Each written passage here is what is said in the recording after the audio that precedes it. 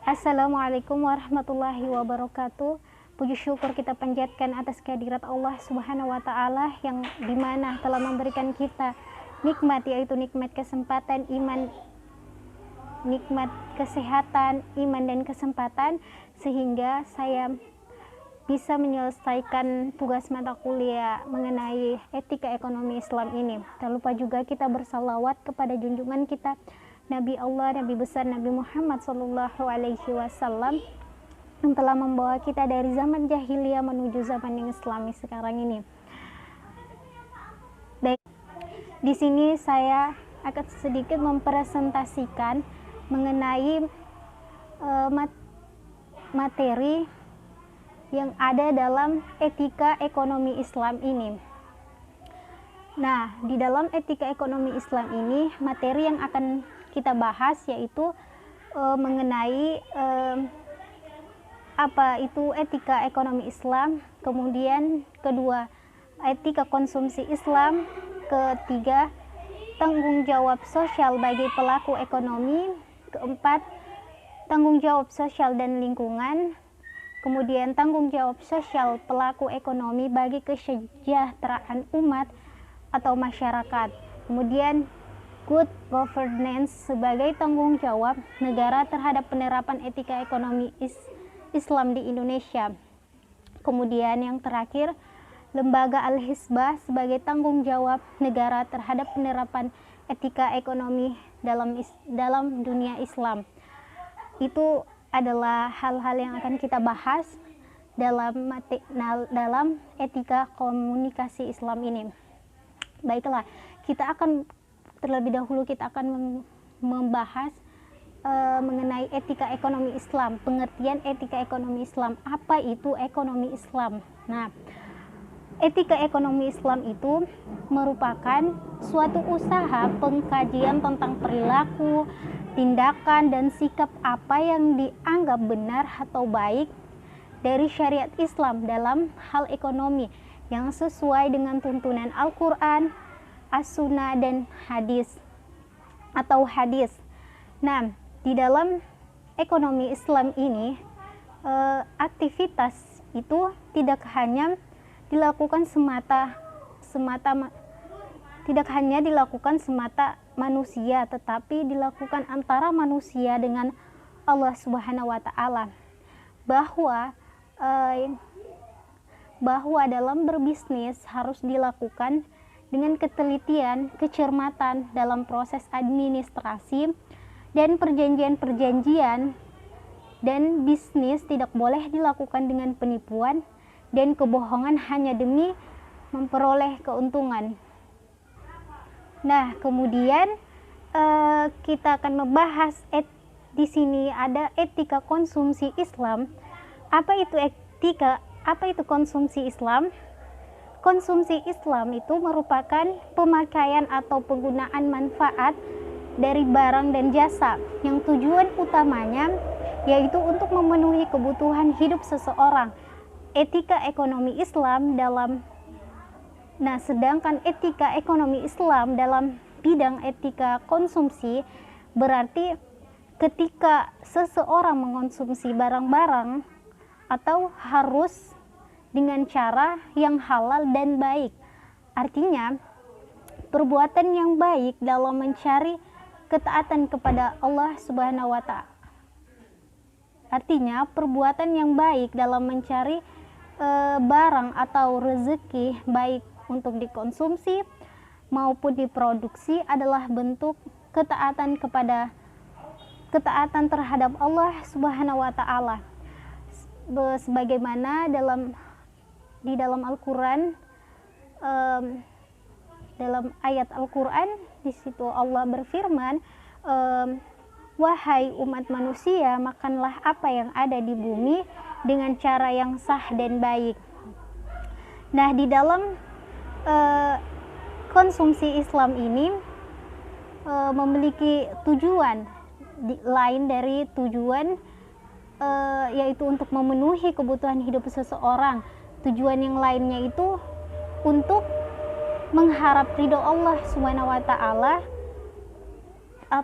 dengan arti tercapainya kebaikan dan tuntunan jiwa yang mulia harus direalisasikan untuk mendapatkan pahala dari Allah Subhanahu wa Ta'ala. Kemudian tujuannya juga untuk mewujudkan kerjasama antar anggota masyarakat dan tersedianya jaminan sosial. Nah, kemudian prinsip dari konsumsi Islam ini, etika konsumsi Islam ini tidak lain yaitu prinsip keadilan, prinsip kebersihan, prinsip kesederhanaan, prinsip kemurahan hati, dan prinsip moralitas. Nah, di dalam etika konsumsi dalam Islam ini ada yang perlu kita perhatikan, yaitu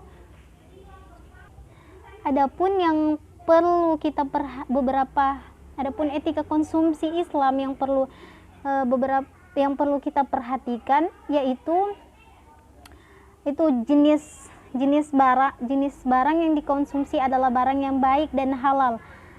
Kemudian kemanfaatan atau kegunaan barang yang dikonsumsi. Kemudian komunitas barang yang dikonsumsi tidak berlebihan. Kemudian di dalam etika ekonomi Islam ini ada yang namanya tanggung jawab sosial bagi pelaku ekonomi. Apa itu tanggung jawab?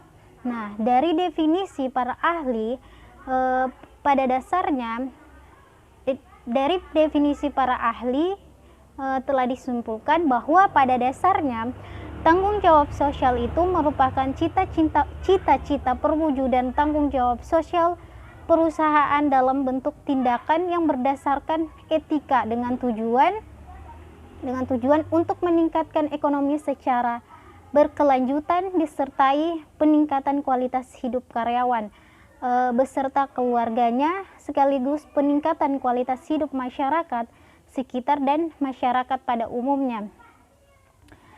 Nah, di dalam tanggung jawab sosial ini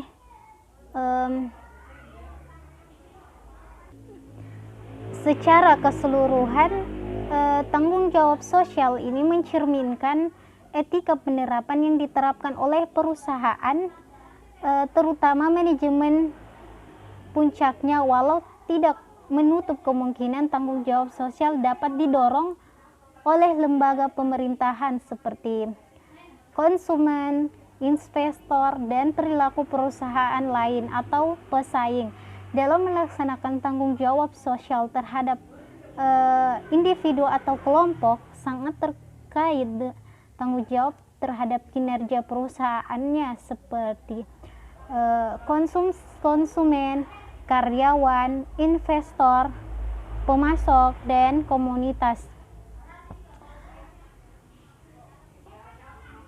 Nah, pengaruh etika bisnis dan tanggung jawab sosial ini terhadap perilaku konsumen itu sangat erat kaitannya.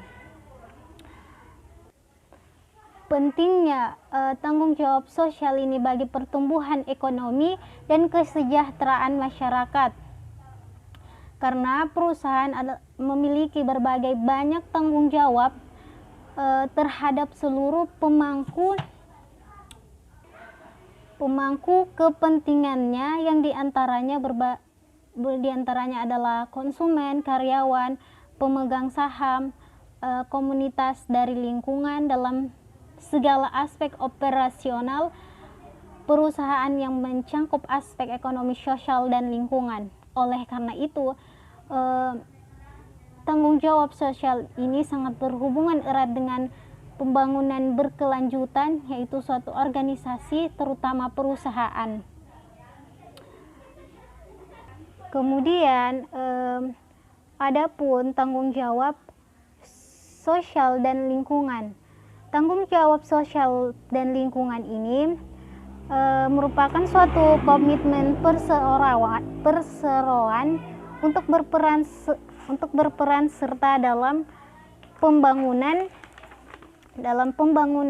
ekonomi berkelanjutan guna untuk meningkatkan kualitas hidup dan lingkungan yang bermanfaat baik bagi persoalan sendiri, komunitas setempat maupun masyarakat pada umumnya.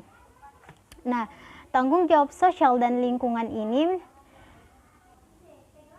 dalam tanggung jawab sosial ini, tanggung jawab pelaku bisnis ini terhadap kesejahteraan sosial dan lingkungan dalam etika itu sangat perlu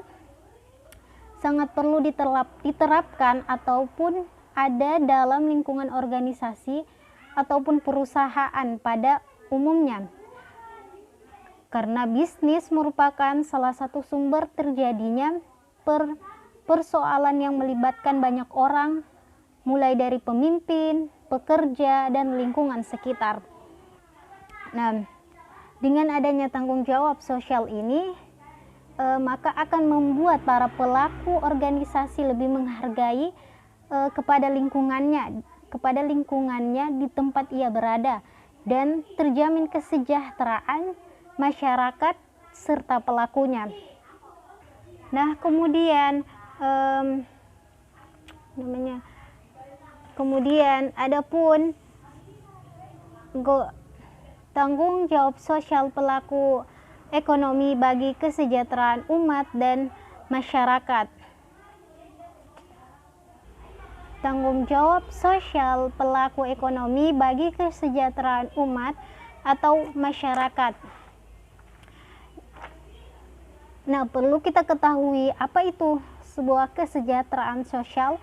Kesejahteraan sosial itu merupakan suatu tata kehidupan dan penghidupan sosial material maupun spiritual yang diliputi oleh rasa keselamatan, kesusilaan, dan ketentraman lahir dan batin.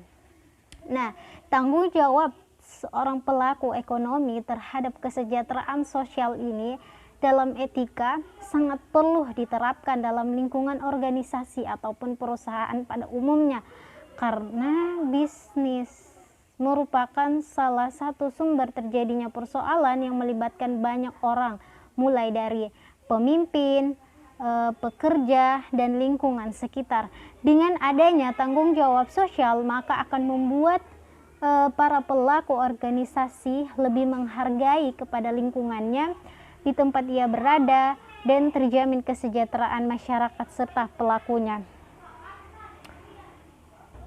Nah, kemudian ada pun etika ekonomi Islam mengenai good governance sebagai tanggung jawab negara terhadap penerapan etika ekonomi di Indonesia. Apa itu good governance? Itu yaitu adalah suatu penyelenggaraan manajemen pembangunan yang solid dan bertanggung jawab yang sejalan dengan prinsip demokrasi dan pasar yang efisien, penghindaran salah alokasi dana, investasi, dan pencegahan korupsi baik secara politik maupun secara administratif, menjalankan disiplin anggaran serta penciptaan legal dan politikan framework bagi tumbuhnya aktivitas usaha. Nah, good governance ini pada dasarnya itu adalah suatu konsep yang mengaku kepada proses pencapaian keputusan dan pelaksanaannya yang dapat dipertanggungjawabkan secara bersama. Perlu kita ketahui prinsip dari good governance ini, yaitu menyadari pentingnya masalah ini. Karena menyadari pentingnya masalah ini, prinsip good governance ini diurai menjadi satu, itu sebagaimana yang pertama yaitu partisipasi masyarakat, kemudian tegaknya supremasi hukum, kemudian transparansi, kemudian peduli pada dunia usaha, kemudian berorientasi pada konsumen, kemudian kesetaraan, lalu efektivitas dan efektivitas dan efisiensinya, dan kemudian akuntabilitas, dan kemudian visis atau strategisnya. Nah, penerapan good governance di Indonesia ini sendiri belum mulai benar-benar dirintis dan diterapkan sejak meletusnya era reformasi, yang di mana pada era tersebut telah terjadi perombakan sistem pemerintahan yang menuntut proses demokrasi yang bersih, sehingga good governance ini merupakan salah satu alat reformasi yang mutlak diterapkan dalam pemerintahan yang baru. Nah, kemudian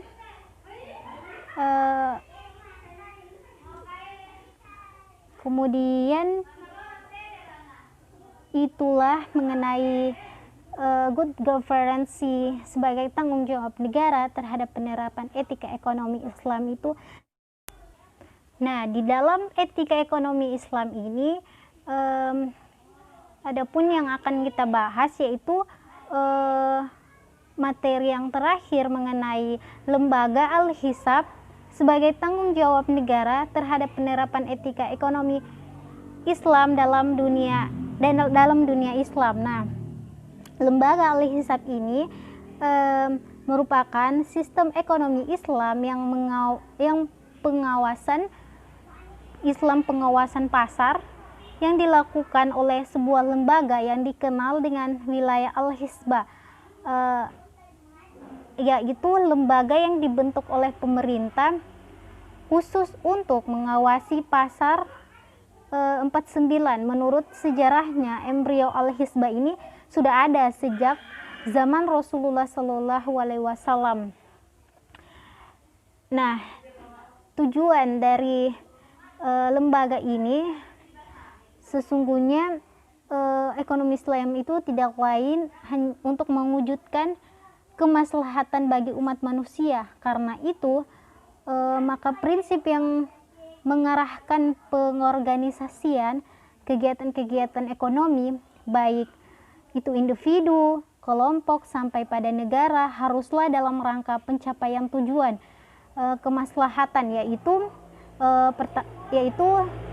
yang pertama, jaminan terpenuhnya kebutuhan pokok, kemudian jaminan keadilan dalam peran serta ekonomi, kemudian terjaminnya stabilitas dan pertumbuhan ekonomi.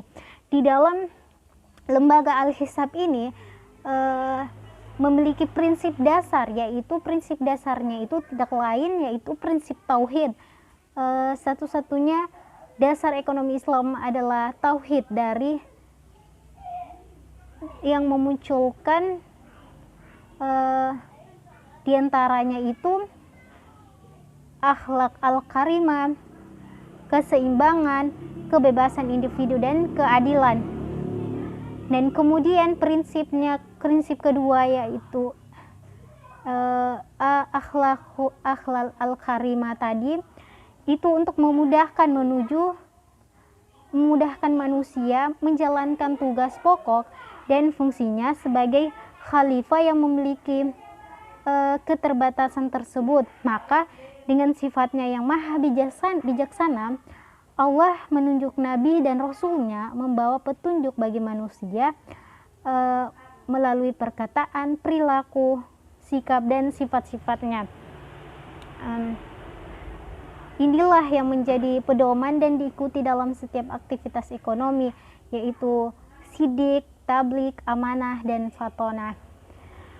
Kemudian prinsip keseimbangan.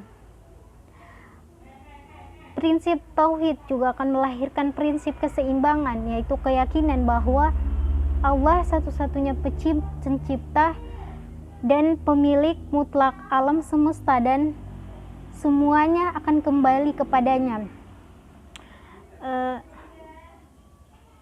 Kemudian kebebasan individu, lalu prinsip keadilan, keyakinan bahwa semua profesi ekonomi yang adanya adalah ciptaan Allah, milik Allah dan manusia.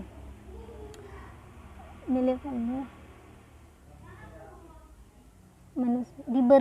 Manusia diberikan kewenangan oleh Allah untuk mengurus dan memanfaatkannya. Kewenangan yang diberikan Allah ini tidak boleh disalahgunakan karena setiap aktivitas muslim akan diminta pertanggungjawabnya oleh Allah kelak. Lalu fungsi dari lembaga Al-Hisab ini tidak lain dibentuk oleh pemerintah dalam rangka mengemban tugas khusus untuk menjalankan amar ma'ruf dan nahyu al munkar. Maka secara umum Al-Hisbah ini berfungsi sebagai pelaksanaan apa yang menjadi misi pemerintah yang menugaskannya secara spesifik. Fungsinya Hisbah adalah fungsi pencegahan, fungsi pengendalian dari penindakan. Nah, pada lembaga Al-Hisab tersebut ini petugas yang bertanggung jawab melaksanakannya itu disebut dengan muhasib atau wali Hisbah untuk mengemban amanah tersebut, tapi lebih pada pribadi yang memiliki kemandirian berpikir, berkata dan bertindak dalam kapasitasnya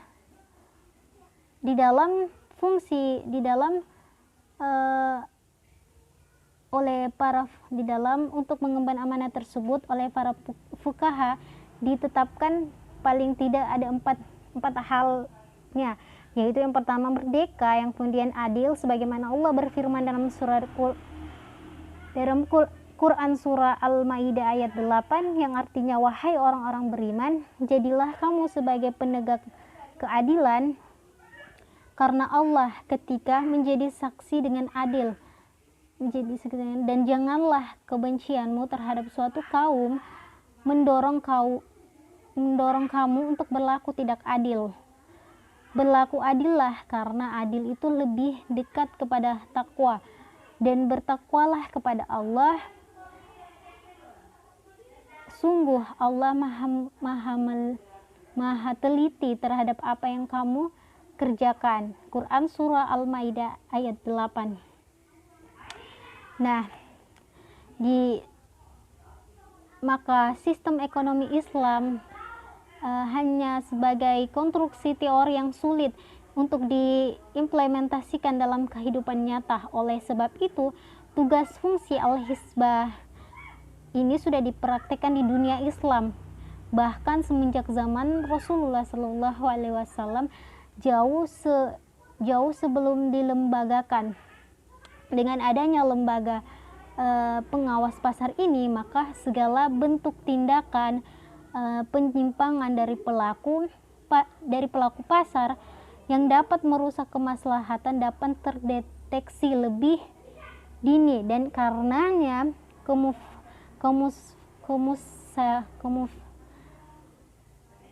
kemufsadatan dapat dihindari atau paling tidak dapat diminimalisir. Baik, dalam hal-hal mengenai etika komunikasi Islam yang sudah dibahas, dapat kita simpulkan bahwa dalam beraktivitas dalam ekonomi Islam ini, dalam kita beretika, bertindak, berperilaku kepada sesama, entah itu dalam kita berkonsumsi harus sesuai dengan tuntunan Al-Quran dan Sunnah. Perlu kita ketahui halal dan haramnya dalam Islam, kemudian dalam berbisnis, dalam beraktivitas, dalam berekonomi, harus sesuai dengan tuntunan Al-Quran dan Al-Quran Sunnah atau hadis.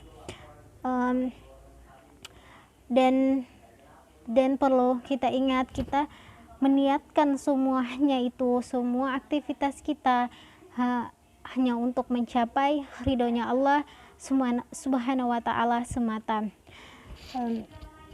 Baiklah, itulah sedikit pembahasan mengenai etika ekonomi Islam.